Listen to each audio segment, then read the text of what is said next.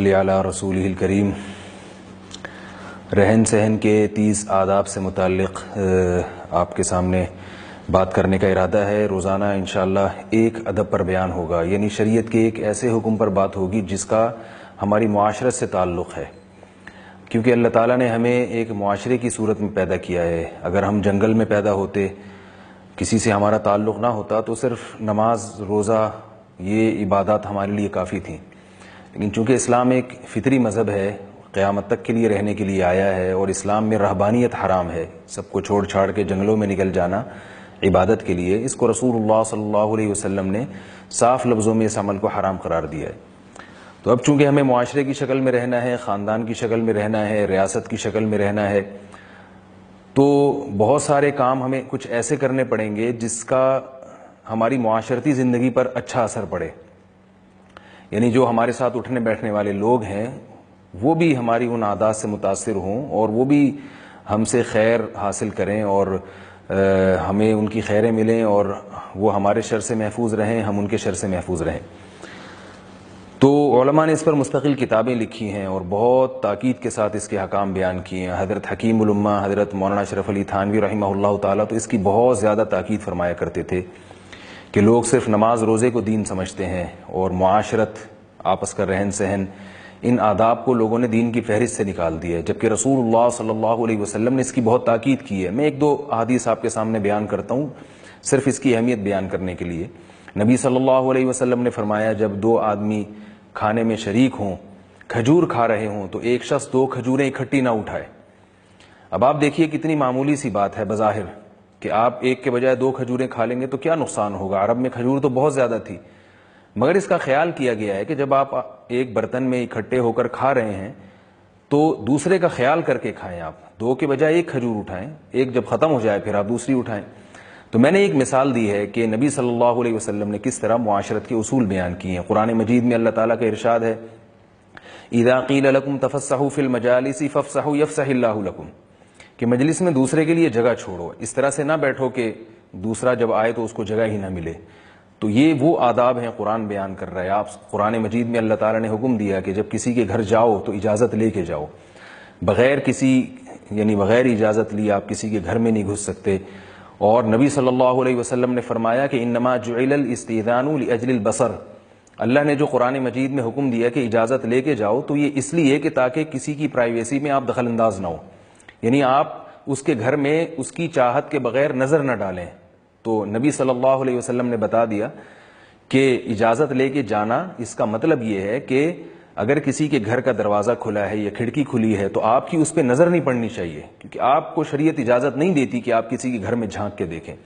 تو یہ میں نے چند مثالیں پیش کی ہیں یہ آپس میں رہن سہن سے متعلق، تو اسلام اس کی بہت تاکید کرتا ہے۔ تو آج میں انشاءاللہ اس میں سے پہلا ٹاپک بیان کروں گا اور اس کا تعلق ہے طہارت سے۔ طہارت بھی ایک ایسی چیز ہے، نظافت اور طہارت، پاکی صفائی، کہ اس کا صرف ہماری ذات سے تعلق نہیں ہے بلکہ پورے معاشرے سے تعلق ہے۔ اگر میں صاف رہنے کی کوشش کروں گا، میں اپنے گھر کو صاف رکھنے کی کوشش کروں گا تو اس کا اثر پورے علاقے پہ پڑے گا، پورے محلے پہ پڑے گا۔ اگر آپ اپنے آپ کو صاف رکھنے کی کوشش کرتے ہیں تو اس کا اثر آپ کے ریلیٹیو پہ پڑے گا، وہ آپ کے شر سے محفوظ رہیں گے۔ ہر شخص اپنے گھر کو صاف رکھنے کی کوشش کرے گا تو پورا محلہ صاف ہو جائے گا، اور ہر علاقے کے لوگ اپنے علاقے کو صاف رکھنے کی کوشش کریں گے تو پوری کالونی صاف ہو جائے گی، اور ہر کالونی والے اس کا خیال کریں گے تو پورا شہر جو ہے وہ صاف ہو جائے گا، اور ہر شہر والے اگر اس کا خیال کریں گے تو پورا صوبہ ہو جائے گا، اور پھر پورا ملک ہو جائے گا۔ تو طہارت ایک ایسی بنیادی چیز ہے کہ اس کا ہماری معاشرت سے بہت گہرا تعلق ہے، اور اسلام میں اس کی اتنی زیادہ اہمیت ہے۔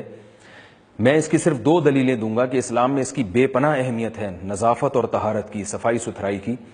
ایک تو یہ کہ رسول اللہ صلی اللہ علیہ وسلم نے فرمایا، صحیح حدیث ہے، الطہور شطر الایمان، فرمایا طہارت نصف ایمان ہے، ایمان کا ایک بہت بڑا حصہ ہے۔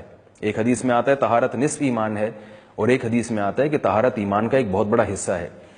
تو اس سے اندازہ لگائیے کہ اسلام کا ایک بہت بڑا حصہ ہے طہارت، شریعت کے بہت سارے احکام طہارت پر موقوف ہیں۔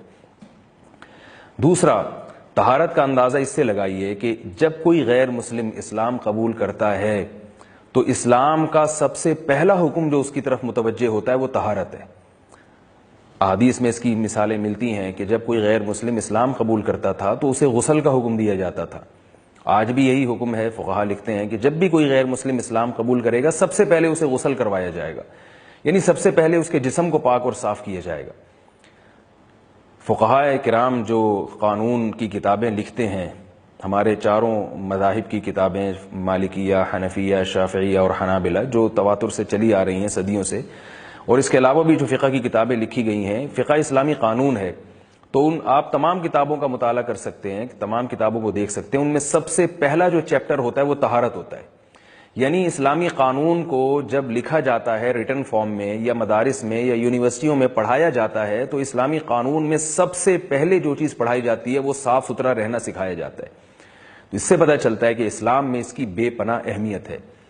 طہارت میں کن چیزوں کا ہمیں خیال کرنا ہے, یہ موضوع تو بہت ڈیٹیل میں ہے, ہم علماء سے سنتے رہتے ہیں اور اس پہ کتابیں لکھی گئی ہیں, اس پہ بہت ساری آیات ہیں, بہت ساری احادیث ہیں. میں چونکہ یہ شارٹ کلپ ہے اور مختصر بات کرنی ہے اس میں, تو میں صرف 2-3 روایات آپ کے سامنے بیان کروں گا تاکہ ہم اس کا خیال کریں.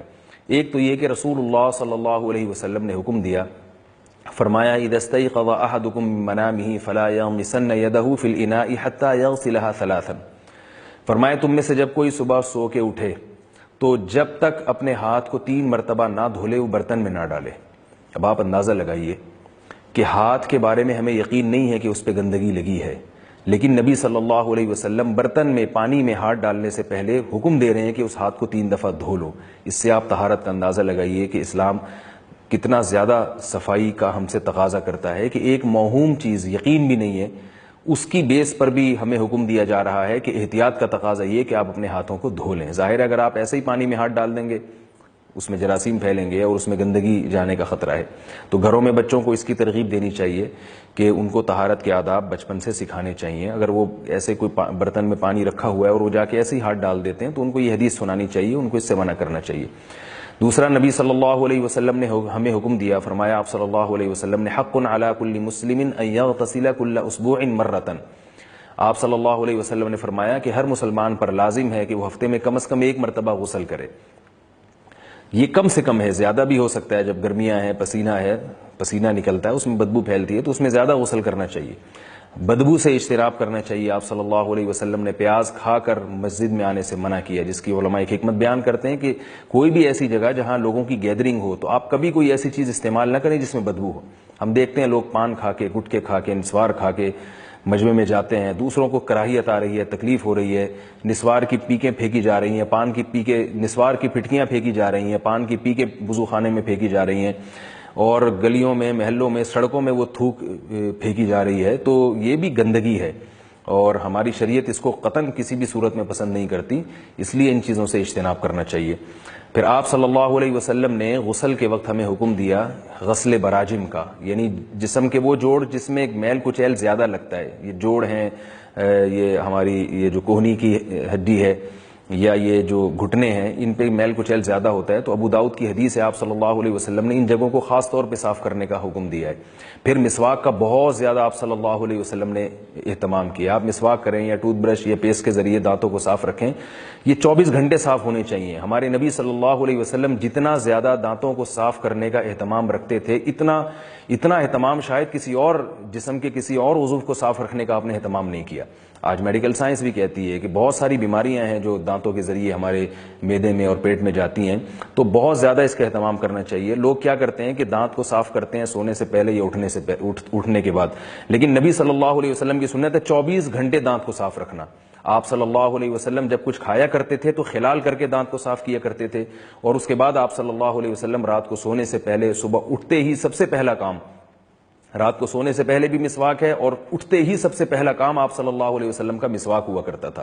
اور آپ اندازہ لگائیے سونے سے پہلے بھی آپ وضو فرمایا کرتے تھے, حالانکہ نہ عبادت نہیں کرنی ابھی, لیکن صاف ستھرے ہو کے سویا جا رہا ہے, یعنی سونے سے پہلے بھی صفائی کا اہتمام کیا جا رہا ہے. اور صبح اٹھتے ہی نبی صلی اللہ علیہ وسلم کا سب سے پہلا کام ہوتا تھا دانتوں کی صفائی. تو کتنی زیادہ تاکید ہے. میں اپنی بات کو بس یہ بات بیان کر کے ختم کرتا ہوں کہ جس مذہب میں میت کو بھی غسل دے کے دفنانے کا حکم ہے, حالانکہ وہ تو قبر میں جا رہا ہے, اس کا تو جسم ابھی گل چھڑ کے ختم ہو جائے گا, لیکن ہمیں ہمارے مذہب نے حکم دیا کہ میت کو دفن کرنے سے پہلے بھی غسل دو. جب تک وہ ہماری نگاہوں کے سامنے ہیں تو ہمیں حکم یہ ہے کہ اس کو صاف ستھرا کر کے قبر میں اتارو. تو سوچئے کہ جب میت کو غسل دے کر دفنانے کا حکم ہے تو زندہ لوگوں کی صفائی اور ستھرائی کی اسلام میں کتنی اہمیت ہوگی. تو ہم اگر مذہب کو فالو کرتے ہیں تو ہمیں اپنے معاشرے میں صفائی ستھرائی کو, نظافت کو, طہارت کو فروغ دینا پڑے گا. اللہ تعالیٰ مجھے بھی اس پر عمل کی